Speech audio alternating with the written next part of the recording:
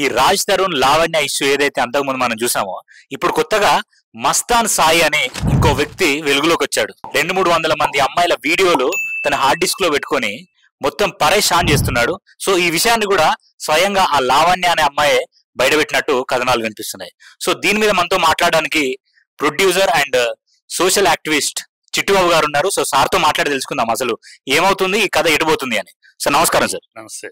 So ఏంటి sir అసలు ఏంటి వివాదం, ఏంటి ఏం జరగబోతుంది అసలు? వివాదం ఏంటంటే మొదటి నుంచి అమ్మాయి చెప్తానే ఉంది, ఈ ట్రాప్ చేశారు, ట్రాపింగ్ జరుగుతుంది, వీళ్ళు నన్నే కాదు చాలా మంది అమ్మాయిల్ని డ్రగ్స్ కి అడిక్ట్ చేయటము, ఆ తర్వాత వాళ్ళ మీద వీడియోలు తీయటము ఇవన్నీ చేస్తా ఉన్నారు అని చెప్తా ఉంది. కానీ ఆధారాలు లేవు. అమ్మాయికి అమ్మాయికి చేస్తే అవన్నీ అబద్ధాలని సపోర్ట్ శేఖర్ భాష వీళ్ళంతా మాట్లాడుకుంటా ఉన్నారు. అదేం లేదు అదేం లేదు. ఆ అమ్మాయి ఎట్టకేలకు 1 year గా కష్టపడి ఆఖరికి హార్డ్ డిస్క్ ఈ అమ్మాయి దగ్గర ఉంది, అది యువమాన్ని చంపడానికి కూడా వచ్చారు. అది కూడా ఆధారాలతో పోలీసుల దగ్గర పెట్టింది అమ్మాయి. సో వీళ్ళు ఒక దందా, ఇది ఒక దందా గ్యాంగ్. ఈ గ్యాంగ్ అమ్మాయిల్ని ట్రాప్ చేయటము, లవ్ పట్టము, లేకపోతే సినిమాలో ఛాన్స్ అంటారు, ఇలా అంటారు, దగ్గర చేసుకుంటాం, అలా డ్రగ్స్ కి అలవాటు చేయటం. డ్రగ్స్ అలవాటు అయినాక ఫంక్షన్ కి వెళ్తే ఈ అమ్మాయిని సీక్రెట్ కెమెరా తోటి డ్రెస్ చేంజ్ చేసుకుంటాడు తీసాడు. ఇవన్నీ అమ్మాయి బయట పెట్టి